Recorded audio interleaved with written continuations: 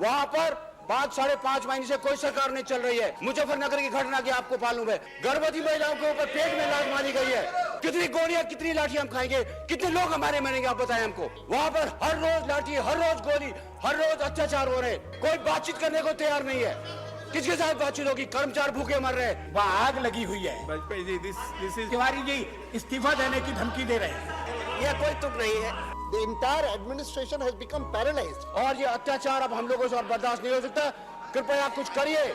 अध्यक्ष महोदय, जो परिस्थिति पैदा हो गई है, हाँ, उसके बारे में उसको हल करने के लिए क्या कर रहे हैं?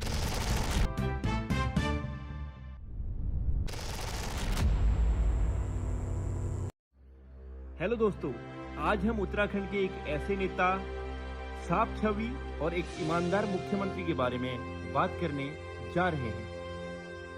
वैसे तो ये राजनीति में बहुत कम समय रहे, लेकिन जब तक ये उत्तराखंड की राजनीति में थे तब तक उन्होंने उत्तराखंड के मुद्दों को संसद में बखूबी रखा और तब ना कोई करप्शन हुआ करता था और ना कोई एग्जाम पेपर लीक हुआ करता था।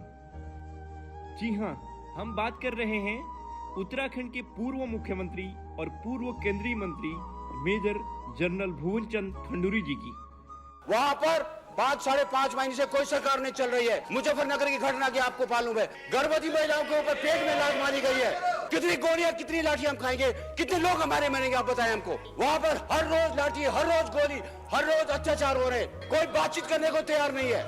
किसके साथ बातचीत होगी? कर्मचारी भूखे मर रहे हैं, वहाँ आग लगी हुई है। वाजपेयी जी, दिस इज तिवारी जी इस्तीफा देने की धमकी दे रहे हैं। यह कोई तुक नहीं है। The entire administration has become paralyzed. और ये अत्याचार अब हम लोगों से और बर्दाश्त नहीं हो सकता।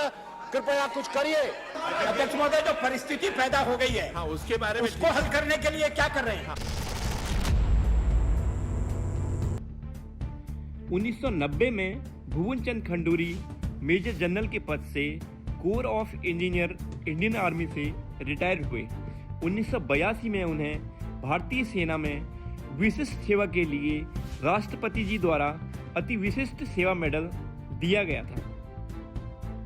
खंडूरी जी का राजनीति में आने का मुख्य कारण पहाड़ों में बीजेपी की स्थिति बहुत अच्छी नहीं थी, ये माना जाता है।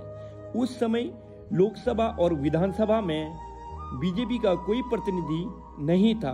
तब मंडल कमीशन के कारण छात्रों के जगह जगह आंदोलन हो रहे थे और छात्र आत्मदाह कर रहे थे। इसीलिए खंडूरी जी दुखी थे। तब बीजेपी को सैन्य बाहुल्य पहाड़ी क्षेत्र से एक ऐसा नेता चाहिए था जो सैन्य पृष्ठभूमि से हो।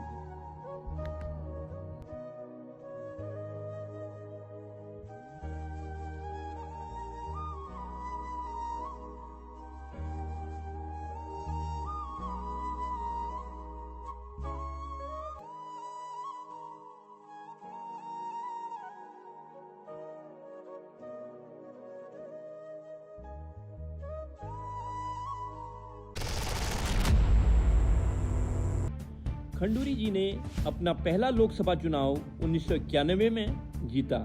1999 में उन्हें केंद्रीय सड़क परिवहन मंत्री बनाया गया। तब पूरे देश में स्वर्णिम चतुर्भुज योजना के तहत सड़कों का जाल बिछाया गया और इसका श्रेय उन्हीं को जाता है। और 2007 में बीजेपी ने उन्हें उत्तराखंड की कमान दी और तब से वो एक ईमानदार, साफ छवि के नेता और एक ईमानदार मुख्यमंत्री के रूप में जाने जाते हैं। 2009 में बीजेपी में गुटबाजी के चलते उन्होंने इस्तीफा दे दिया। 2014 में उन्होंने अपना आखिरी लोकसभा चुनाव लड़ा, जिसमें वो जीते भी और उसके बाद खराब स्वास्थ्य और बढ़ती उम्र के कारण वो सक्रिय राजनीति से दूर हो गई।